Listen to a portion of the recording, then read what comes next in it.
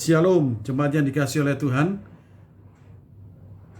Pada kesempatan yang indah ini saya ingin kita bersama-sama belajar bagaimana membangun pilar-pilar kehidupan Kristen. Topik yang akan kita bicarakan kali ini adalah bagaimana bersaat teduh yang baik.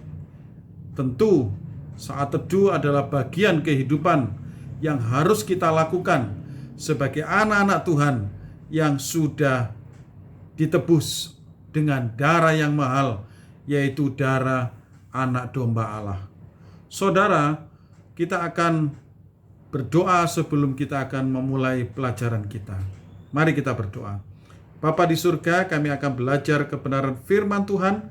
Tuhan berkati setiap kami dan hamba-Mu yang akan menyampaikannya. Dalam nama Tuhan Yesus kami berdoa. Amin. Saudara-saudari, saat teduh mempunyai pengertian adalah waktu yang menunjuk pada suatu keadaan atau suasana yang terjadi yang bersifat teduh dan tenang. Dengan pengertian ini, maka ketika kita membicarakan saat teduh, itu mempunyai aspek waktu yang teduh. Pada hari ini saat teduh seringkali disebut dengan istilah sate yang menunjuk kepada kehidupan yang tenang ketika membaca dan merenungkan Alkitab atau firman Tuhan. Saudara, ketika kita bersaat teduh, apa yang menjadi urgensi? Apa yang menjadi pentingnya kita bersaat teduh?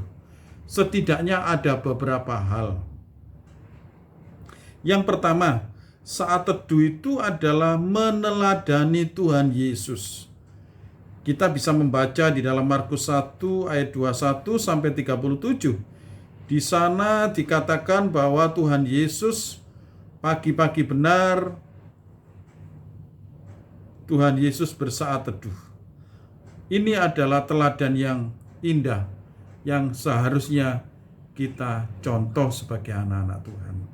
Yang kedua, saat teduh itu sebagai tanda mengucap syukur atas kesempatan hidup yang Tuhan berikan sampai saat ini.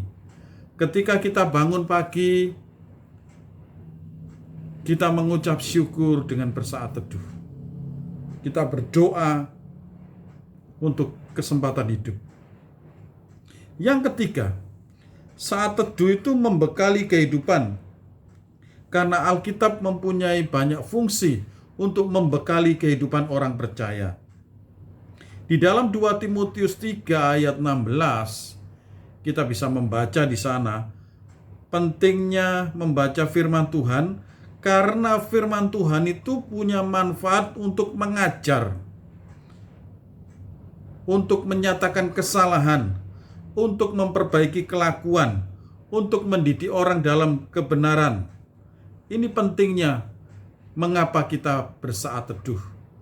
Karena firman Tuhan itu makanan rohani yang akan mengenyangkan kita, bahkan yang akan mengoreksi hidup kita.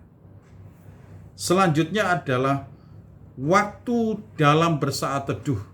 Ketika kita bersaat teduh seringkali menjadi problem, kapan waktu yang baik? Saudara, pemilihan waktu akan menentukan proses saat teduh yang akan kita lakukan.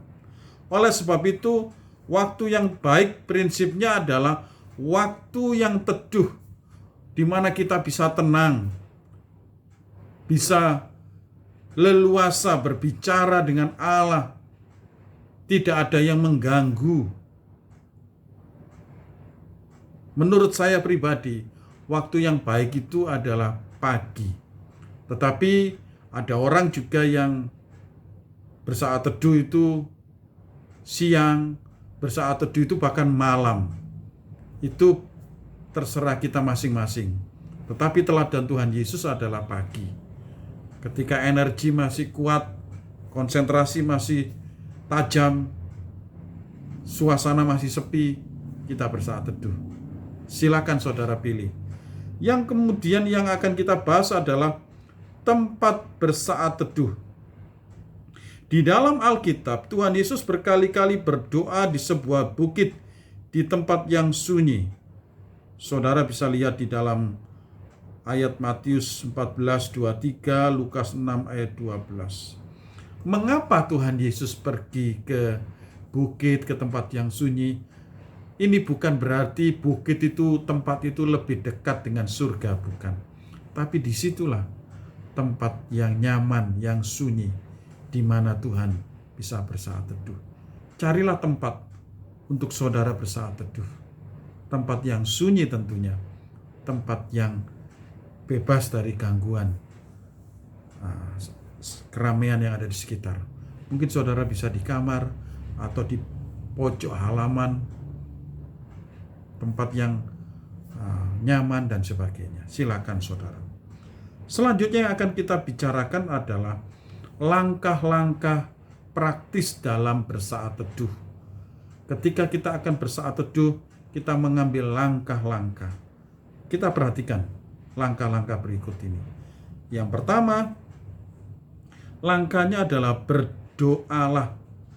Sebelum kita membaca dan merenungkan firman Tuhan, marilah kita berdoa terlebih dahulu. Berdoa memohon Roh Kudus memberi penerangan, sehingga Alkitab yang akan kita baca sungguh-sungguh akan kita fahami dan ditolong oleh Roh Kudus untuk mengerti isi kebenaran firman Tuhan. Saudara, berdoa adalah langkah pertama. Yang kedua, bacalah bagian Alkitab yang sudah ditentukan. Mungkin saudara memakai buku renungan, mungkin saudara langsung membaca Alkitab seperti Alkitab rutin. Silakan saudara baca, boleh diulangi berkali-kali. Jangan tergesa-gesa sehingga saudara akan kehilangan maknanya. Tetapi saudara perlu membaca pelan-pelan. Membaca Alkitab tidak sama seperti membaca buku komik yang dapat dibaca sekilas saja. Kita perlu membacanya berulang-ulang. Bahkan mengajukan pertanyaan-pertanyaan di dalam hati kita sendiri. Yang selanjutnya adalah renungkanlah. Ketika kita membaca Alkitab, kita perlu merenungkan. Saudara boleh membuat catatan-catatan kecil. Saudara boleh bertanya untuk apa yang saudara sedang baca. Lihat, ada beberapa daftar pertanyaan. Yang pertama, apa yang saya baca? Kemudian ada peristiwa apa? Kemudian siapa yang menjadi tokoh atau pusat berita itu?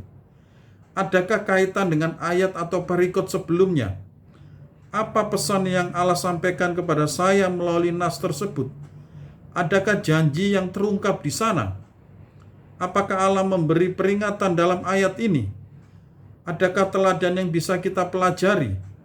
Adakah hal-hal spesifik dalam hidupku kini yang disoroti oleh pesan firman Tuhan?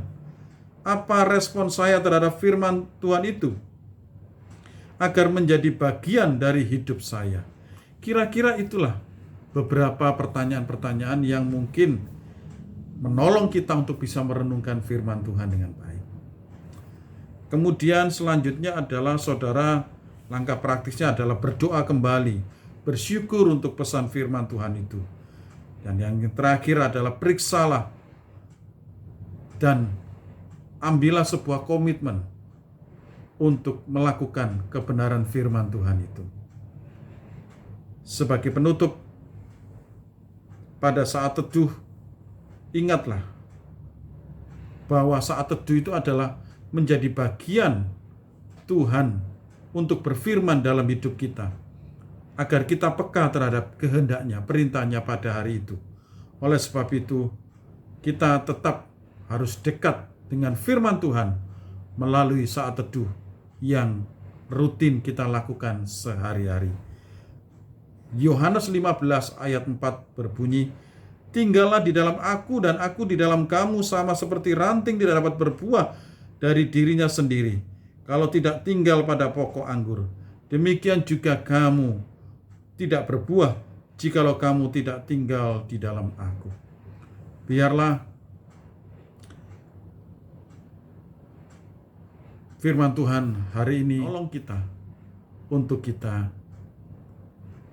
tetap semangat bersaat teduh. Bagi yang belum rutin saat teduh, ambillah komitmen setelah mendengar apa yang saya sampaikan ini. Tidak sulit untuk bersaat teduh. Dalam situasi yang sulit ini, kita tetap hidup dekat dengan Tuhan. Mari kita berdoa. Bapa di surga, kami sudah mendengar firman-Mu. Tuhan berkati kami.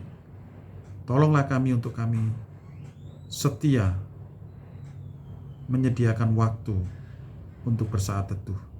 Dalam nama Tuhan Yesus kami berdoa. Amin.